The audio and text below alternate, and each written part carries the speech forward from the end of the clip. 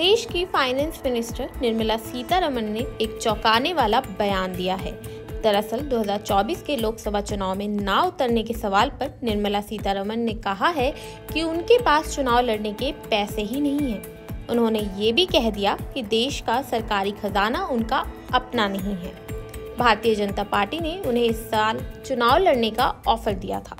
हालांकि निर्मला सीतारमण ने ये कहकर चुनाव लड़ने से इनकार कर दिया कि उनके पास इतने पैसे नहीं हैं कि वे चुनाव लड़ सकें। हाल ही में एक चैनल को दिए इंटरव्यू में निर्मला सीतारमण से चुनाव लड़ने को लेकर सवाल पूछा गया था। सीतारमण के मुताबिक बीजेपी अध्यक्ष जेपी नड्डा ने उन्हें आंध्र प्रदेश या तमिलनाडु की किसी सीट से चुनाव लड़ने का ऑफर दिया था।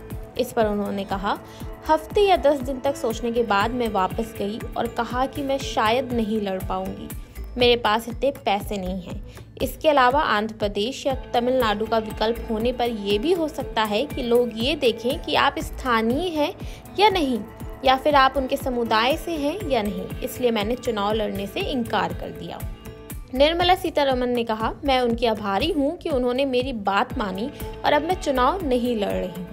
पैसों की कमी के मामले पर उन्होंने कहा, मेरी सैलरी, मेरी कमाई और मेरी सेविंग मेरी अपनी है, देश का खजाना नहीं है। चलिए अब जानते हैं कि निर्मला सीतारमण की संपत्ति कितनी है।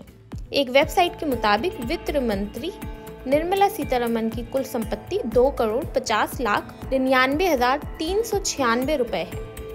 इसमें उनकी चल और अचल संपत्ति दोनों शामिल है। उनके पास 315 ग्राम सोना है। सोने के अलावा वित्त मंत्री के पास 2 किलो चांदी भी है। निर्मला सीतारमण के पास कोई कार नहीं है, अलबत्ता उनके नाम पर एक बजाज चेतक स्कूटर है, जिसकी कीमत 28,200 रुपए है।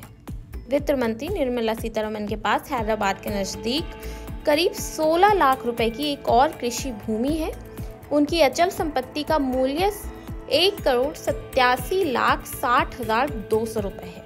सीतारमण के नाम पर 3,50,000 का एक पर्सनल लोन है। इसके अलावा 30,44,838 का दूसरा लोन भी है। राज्यसभा के लिए अपने चुनावी हलफनामे में उन्होंने 17,200 रुपए कैश होने की बात कही थी।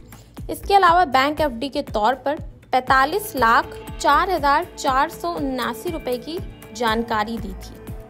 ऐसे ही पॉलिटिकल न्यूज़ के लिए देखते रहिए पंजाब केसरी नवोदय टाइम्स।